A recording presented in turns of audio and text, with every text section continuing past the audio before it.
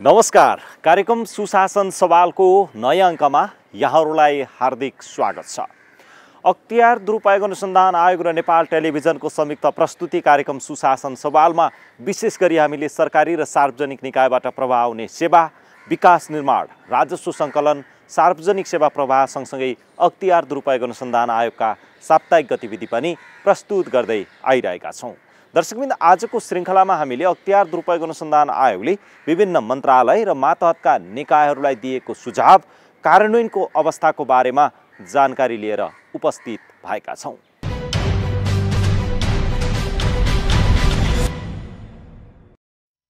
अख्तियार दुरुपयोग अनुसन्धान आयोगको समाचार तथा लेख रचना पठाउने सम्बन्धी सूचना।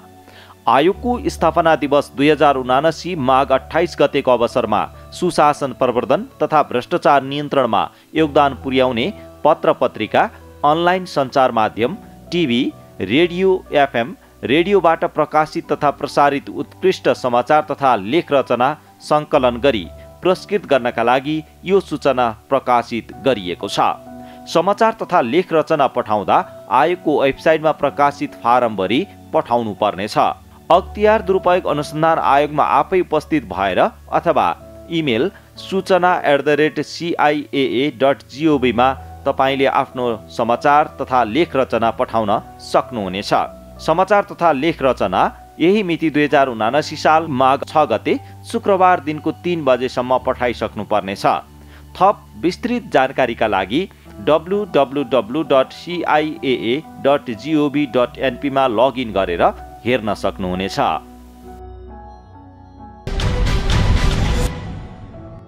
भ्रष्टाचार नियन्त्रण तथा सुशासन प्रवर्धन सम्बन्धी कविता, नारा र निबन्ध प्रतियोगिताबारे सूचना। अख्तियार दुरुपयोग अनुसन्धान आयोगको 32औं स्थापना दिवस 2079 माघ 28 को उपलक्ष्यमा आयोजना गर्न लागि भ्रष्टाचार नियन्त्रण र सुशासन प्रवर्धन सम्बन्धी कविता, नारा र निबन्ध प्रतियोगितामा इच्छुक महानुभावहरूले आफ्नो सिर्जना पठाउन सक्नुहुनेछ। माथि उल्लेखित प्रतियोगितामा सहभागी हुनका लागि www.ciaa.gov.np मा गएर सम्पूर्ण जानकारी लिन सक्नुहुनेछ। स्नातकोत्तर दर्शनाचार्य र विद्यावारिधि तहमा अध्ययनरत विद्यार्थीहरूलाई भ्रष्टाचार नियन्त्रण र सुशासन प्रवर्धनको क्षेत्रमा अनुसन्धान वृत्तिका लागि आवेदन दिने बारे अख्तियार दुरुपयोग अनुसन्धान आयोगको सूचना। अख्तियार दुरुपयोग अनुसन्धान आयोगले आर्थिक वर्ष 2079-80 मा विश्वका कुनै पनि मान्यताप्राप्त विश्वविद्यालय तथा आङ्गिक क्याम्पसहरूमा स्नातकोत्तर दर्शनाचार्य र विद्यावारिधि तहमा अध्ययनरत 2-2 जना गरी जम्मा 6 जना शोधार्थी विद्यार्थीहरूलाई भ्रष्टाचार नियन्त्रण तथा सुशासन प्रवर्धनका क्षेत्रमा अनुसन्धान शोध गर्न अनुसन्धान वृत्ति क्रमशः रु 1 लाख, 1,50,000 र 2,50,000 का दरले उपलब्ध गराइने भएकाले यो सूचना प्रकाशित भएको मितिले 45 दिनभित्र आयोगको वेबसाइट मार्फत रितपूर्वक अनलाइन आवेदन दिन अनुरोध गरिन्छ। आवेदन दिन www.ciaa.gov.np मा लगइन गरी दिएको निर्देशन अनुसार निवेदन दिन सकिनेछ।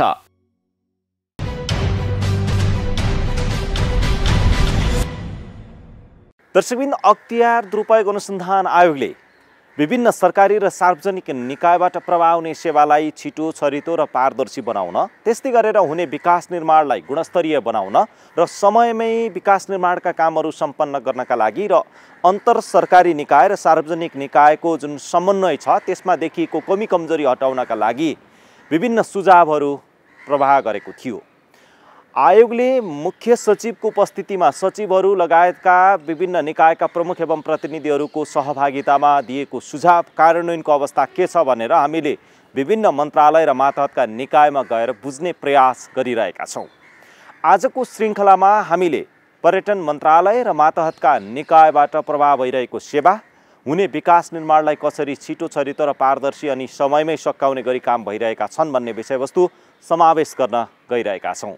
यस कार्यक्रममा आज हामीले संस्कृति, पर्यटन तथा नागरिक उड्डयन मन्त्रालयका सचिव सुरेश अधिकारीसँग आयोगले दिएको सुझाव र कार्यान्वयनको अवस्थाका बारेमा केही प्रश्न गरेका छौँ। अब प्रस्तुत छ सोही सामग्री।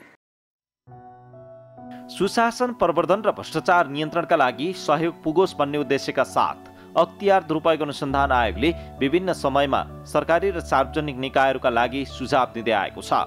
यसै क्रममा गत साउन 24, 25 र 29 गते मुख्य सचिवको उपस्थितिमा विभिन्न मन्त्रालयका सचिवहरू, विभिन्न निकायका प्रमुख एवं प्रतिनिधिहरूको सहभागितामा दिएका सुझावको कार्य प्रगतिका बारेमा हामीले विभिन्न मन्त्रालयका सचिवहरूसँग कुरा गर्दै आइरहेका छौँ।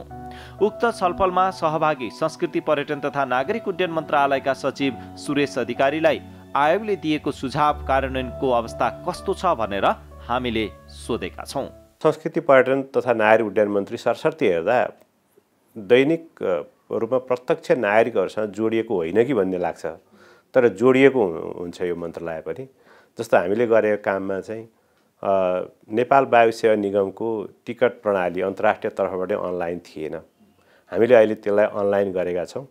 र डोमेस्टिक तर्फ पनि अब दुर्गम क्षेत्रमा जाने चाहिँ अलिकति समस्याहरू छ अरू एयरलाइन्सहरूको पनि। नेपाल वायु सेवा निगमको त जम्मा एउटा मात्रै जहाज छ डोमेस्टिक तर्फ, त्यसलाई पनि हामीले अनलाइन बनाउने कोसिस गरिरहेका छौँ। त्यसो गर्दाखेरि चाहिँ यात्रुहरूलाई सहज हुन्छ। अर्कोतर्फ त्रिभुवन अन्तर्राष्ट्रिय विमानस्थलमा चाहिँ आधी घन्टासम्म 45 मिनट होल्ड हुनुपर्ने अवस्था थियो। डोमेस्टिक विमानहरू पनि 20-25 मिनट होल्ड भएका थिए।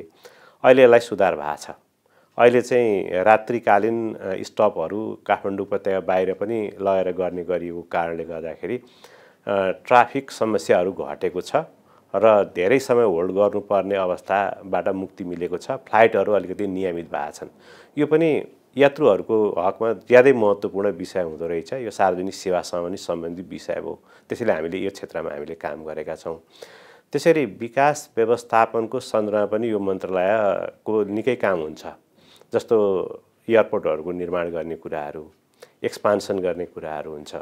त्यसै गरी हाम्रो पर्यटन विभागले चाहिँ पर्यटन पूर्वाधार निर्माण सम्बन्धी कामहरू गर्छ। त्यसलाई हामीले गति दिएका छौँ। हाम्रोमा खास समस्या छैन। जस्तो पर्यटकीय पूर्वाधारहरूमा ठुलो रकम एकै कार्यक्रममा विनियोजित हुँदैन। साना साना किसिमका कार्यक्रमहरू हुन्छन्। ट्रेलहरू बनाउने, सामान्य पुलहरू बनाउने, सडकहरू बनाउने छोटो रुटको त्यो हुन्छ। त्यसलाई हामीले प्रभावकारी बनाएका छौँ। त्यसै गरी सम्पदा पुनर्निर्माणका कामहरूले प्रभावकारिता पाएको छ। 2072 को भूकम्प र त्यसपछि पनि क्षति भएका सम्पदाहरूको पुनर्निर्माण गर्ने कामलाई हामीले गति दिएका छौँ। हालसालै मात्रै बसन्तपुर क्षेत्रको कम्प्लिट पनि भइसकेको अवस्था छ। अरू थुप्रै सम्पदाहरू निर्माण काम सम्पन्न भएको छ। त्यसैले विकास निर्माणको काममा प्रभावकारिता आएको छ। र त्यसै गरी अब हाम्रो त राष्ट्रिय गौरवका दुईटा ठुला आयोजनाहरू कम्प्लिट भए। गौतम बुद्ध अन्तर्राष्ट्रिय विमानस्थल र पोखरा अन्तर्राष्ट्रिय विमानस्थल यो कम्प्लिट नै भयो। हाम्रो 5 वटा राष्ट्रिय गौरवका आयोजनामध्ये 2टा कम्प्लिट भए। त्यसै गरी पशुपति क्षेत्र विकास कोष यसको गुरु योजना बनेको थिएन। हामीले चाहिँ गुरु योजना बनाएर हालसालै मात्रै स्वीकृत गरिसकेका छौँ र त्यही मास्टर प्लान अनुसार नै अब पशुपति क्षेत्रको विकास निर्माणका कामहरू हुन्छन्।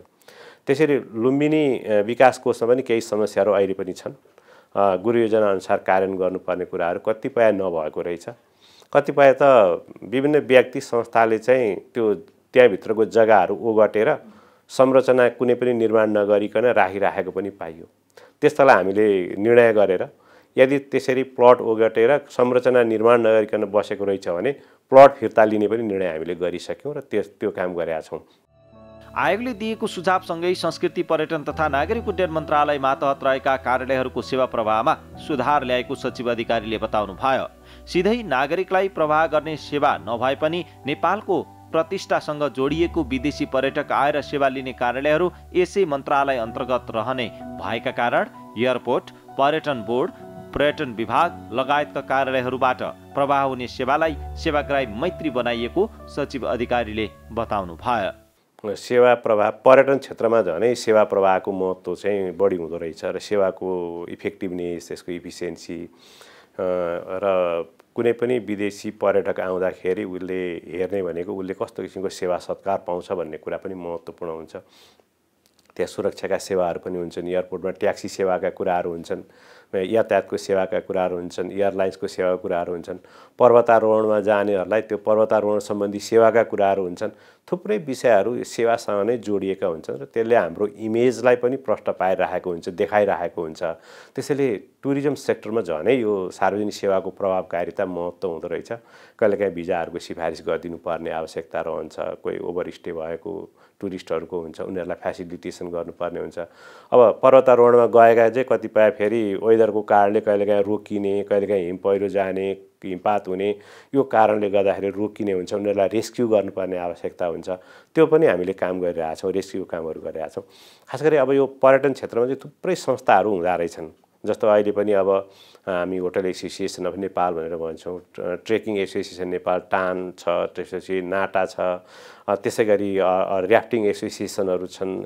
पर्वतारोहण, पदयात्रा र टुरिज्मसँग रिलेटेड यति धेरै संस्थाहरू छन्। ती संस्थाहरूले पनि आफ्नो क्षेत्रमा फेरि पर्यटकहरूलाई सेवा सुविधा दिने कामहरू गरिरहेछन्। केही शुल्क लिएर, सेवा शुल्क लिएर, दस्तुर लिएर त्यो कामहरू भइरहेछ। त्यसै गरी नेपाल माउन्टेनियरिङ एसोसिएसन रहेको छ, त्यसले माउन्टेनियरिङमा जानेहरूको लागि चाहिँ सहयोग गरिरहेको हुन्छ।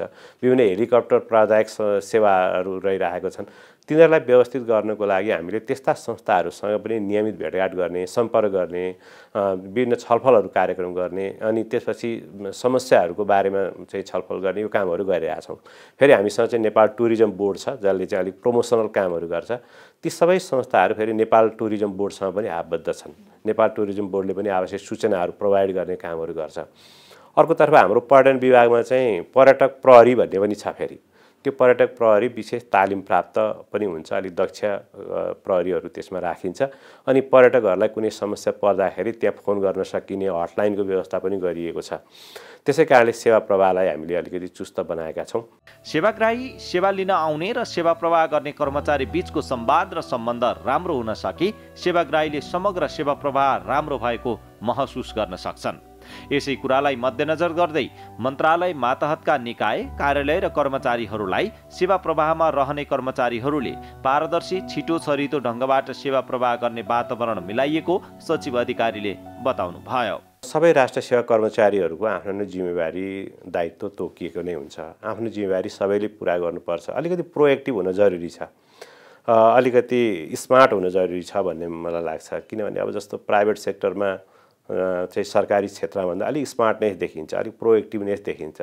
तर सरकारी क्षेत्रमा चाहिँ कर्मचारीहरूमा अलिक चाहिँ त्यो स्मार्टनेस कम भएको जस्तो लाग्छ। अलिकति प्रोएक्टिभ भन्दा नि बढी रिएक्टिभ हुने प्रवृत्ति देखिन्छ। त्यसैले हामीले हाम्रो इमेज बनाउनु पर्छ।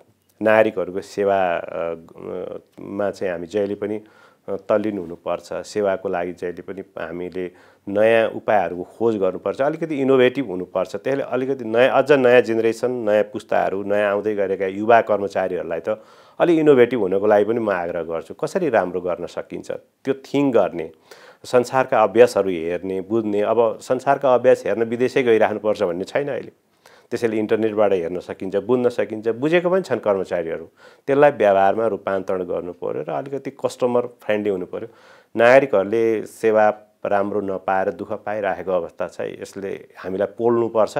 त्यो पोल्यो भनेदेखि त्यसमा सुधार हुन्छ। त्यसैले अलिकति सतर्क हौँ, नागरिकहरूप्रति जिम्मेवार हौँ भन्ने सबैलाई म सुझाव दिन चाहन्छु, आग्रह गर्न चाहन्छु।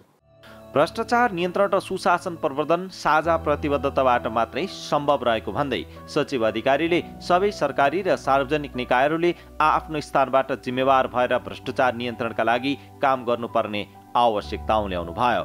उहाँले काम गर्दै जाने क्रममा कहिलेकाहीँ अन्जानमा केही गल्ती हुन सक्ने भन्दै यस्तो अवस्थामा सहजीकरण गर्न अख्तियार लगायतका निकायहरूले दिने सुझाव र निर्देशनले सधैँ सकारात्मक परिणामका लागि भूमिका खेल्ने बताउनु भयो।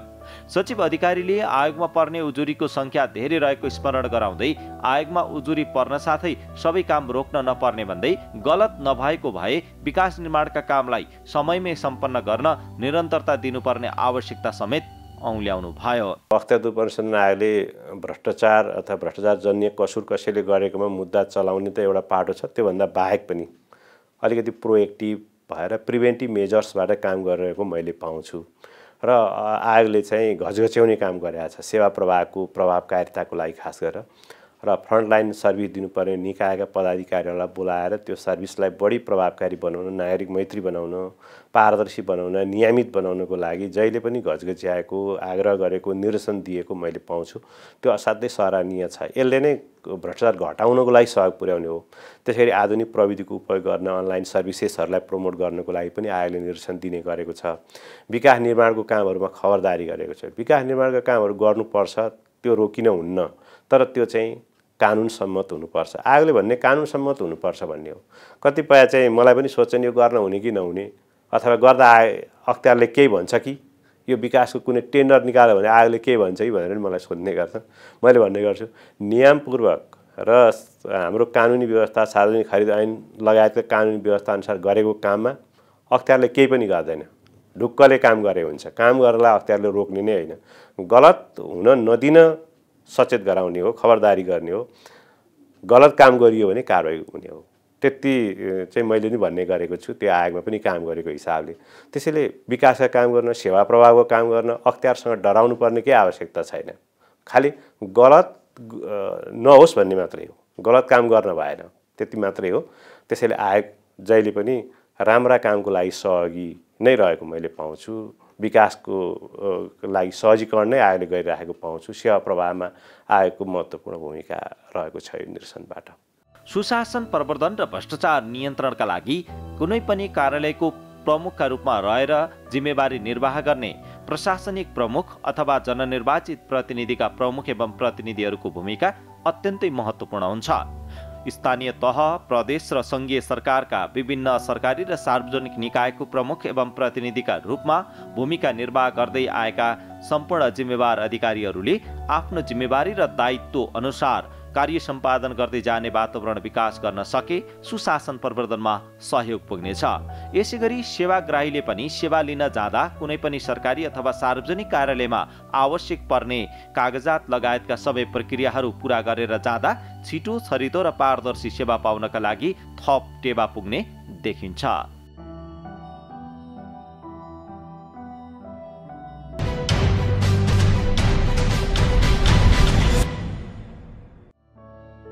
अख्तियार दुरुपयोग अनुसन्धान आयोगले मिति 2079 साल पौष 26 गते शिक्षा विकास तथा समन्वय इकाइ सुनसरीका तत्कालीन कार्यालय प्रमुख उपसचिव रमेश बहादुर दाहाल, प्रधानाध्यापक, सब इन्जिनियर सहित 3 जना विरुद्ध आरोप पत्र दायर गरेको छ। आयोगले तत्कालीन कार्यालय प्रमुख दाहाल सहित श्री माध्यमिक विद्यालय चिमडी सुनसरीका प्रधानाध्यापक रामविलास यादव, शिक्षा विकास तथा समन्वय इकाइ सुनसरीका तत्कालीन सब इन्जिनियर नीरज कुमार झा विरुद्ध आरोप पत्र दायर गरेको विज्ञप्ति निकालेर जानकारी दिएको छ। यसैगरी आयोगले 26 गते नै सबैला नगरपालिका, नगर कार्यपालिकाको कार्यालय धनुषाका तत्कालीन प्रमुख प्रशासकीय अधिकृत बालवीर ठाकुर, सब इन्जिनियर, निर्माण सेवाका प्रोपाइटर सहित 5 जना विरुद्ध आरोप पत्र दायर गरेको छ। आयोगले तत्कालीन प्रमुख प्रशासकीय अधिकृत ठाकुर सहित तत्कालीन इन्जिनियर रञ्जित कुमार यादव, सब इन्जिनियर रञ्जित कुमार, तत्कालीन वडा अध्यक्ष देवेन्द्र प्रसाद यादव, निर्माण कम्पनीका प्रोपाइटर पुरुषोत्तम दास यादव विरुद्ध आरोप पत्र दायर गरेको विज्ञप्ति निकालेर जानकारी दिएको छ। यसैगरी आयोगले मिति 2079 साल पौष 26 गते नै बलवा नगरपालिका, नगर कार्यपालिकाको कार्यालय महोत्तरीका तत्कालीन प्रमुख प्रशासकीय अधिकृत बालवीर ठाकुर सहित 7 जना विरुद्ध आरोप पत्र दायर गरेको छ। आयोगले सब इन्जिनियर हिरालाल मण्डल, जित कुमार यादव, अनुगमन तथा उपभोक्ता समितिका अध्यक्ष रामजी साहू सुडी, कोषाध्यक्ष अशोक कुमार पन्जियार, सचिव नजबुल खातुन, सामुदायिक भवन निर्माण अनुगमन समितिका अध्यक्ष रामसागर कपडी सुडी विरुद्ध आरोप पत्र दायर गरेको आयोगले जारी गरेको विज्ञप्तिमा उल्लेख गरिएको छ। यसैगरी आयोगले मिति 2079 साल पौष 26 गते नै सल्यान कालीमाटी गाउँपालिका, गाउँ कार्यपालिकाको कार्यालयका तत्कालीन योजना अनुगमन तथा मूल्याङ्कन समितिका संयोजक एवं कालीमाटी गाउँपालिकाका उपाध्यक्ष सनशीलता डीसी सहित 10 जना विरुद्ध आरोप पत्र दायर गरेको छ। आयोगले तत्कालीन प्रमुख प्रशासकीय अधिकृत हरिबहादुर खत्री, इन्जिनियर टेकबहादुर केसी, योजना शाखा प्रमुख जयराम घरती, रोजगार संयोजक सुभाष बुढाथकी, वडा अध्यक्ष नयन सिंह राणा, सब इन्जिनियर दिपेन्द्र बहादुर शाही, उपभोक्ता समितिका अध्यक्ष गणेश बुढा, सचिव कृष्ण सार्की, कोषाध्यक्ष गीता कुमारी बोहरा विरुद्ध आरोप पत्र दायर गरेको आयोगले जारी गरेको विज्ञप्तिमा उल्लेख गरिएको छ। यसैगरी आयोगले मिति 2079 साल पौष 29 गते यातायात व्यवस्था कार्यालय सवारी चालक अनुमति पत्र सुकेधारा चाबाहिलका तत्कालीन निमित्त कार्यालय प्रमुख गणेश प्रसाद पोखरेल विरुद्ध आरोप पत्र दायर गरेको विज्ञप्ति निकालेर जानकारी दिएको छ।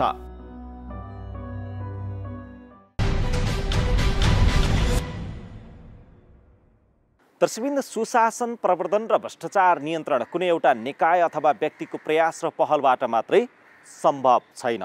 स्थानीय तह, वडा तह, प्रदेश तह र सङ्घीय सरकारका विभिन्न मन्त्रालय र मातहतका निकायमा बस्ने जिम्मेवार पदाधिकारी र सेवा प्रदायक निकायका अन्य जिम्मेवार अधिकारीहरू, त्यो सँगसँगै सेवाग्राही पनि आफै पनि सचेत हुन आवश्यक छ। सेवा प्रवाह कस्तो भइरहेको छ, छिटो छरितो छ छैन, पारदर्शी छ छैन र आफ्नो गाउँठाउँमा विकास निर्माण हुँदा कति गुणस्तरीय भयो, तपाईँ हामी सबै पनि उत्तिकै जागरुक हुन, सचेत हुन आवश्यक छ।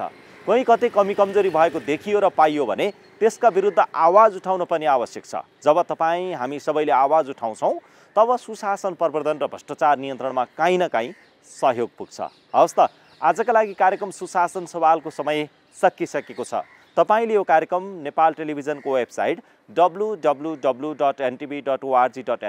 त्यस्तै गरेर मोबाइल एप्स, अख्तियार दुरुपयोग अनुसन्धान आयोगको फेसबुक पेज, युट्युब च्यानल र वेबसाइटमा पनि हेर्न सक्नुहुन्छ भन्दै अर्को सातासम्मका लागि हामी सबै बिदा भयौँ।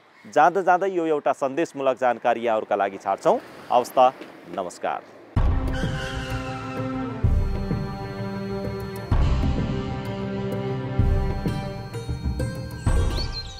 यहाँको पुजारी को हुनुहुन्छ? मैले चिनी यहाँलाई।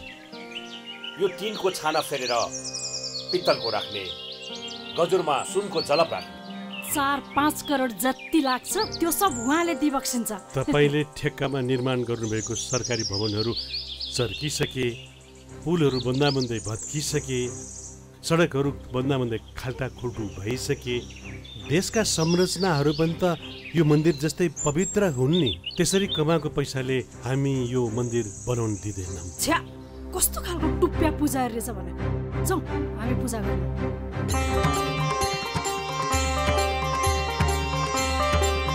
त्यसरी पूजा गर्दैमा भगवानले माफी दिलान् र?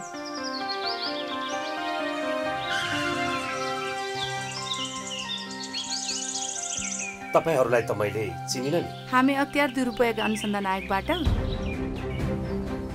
तपाईसँग केही कुरा सोध्नुपर्ने भएकोले तपाईँ हामीसँग हिँड्नुहोला। ए हजुर, दाइलाई फोन लगाइसौ न। उता गएर कुरा गर्न मिल्छ, तपाईँ हामीसँग हिँड्नुहोस्।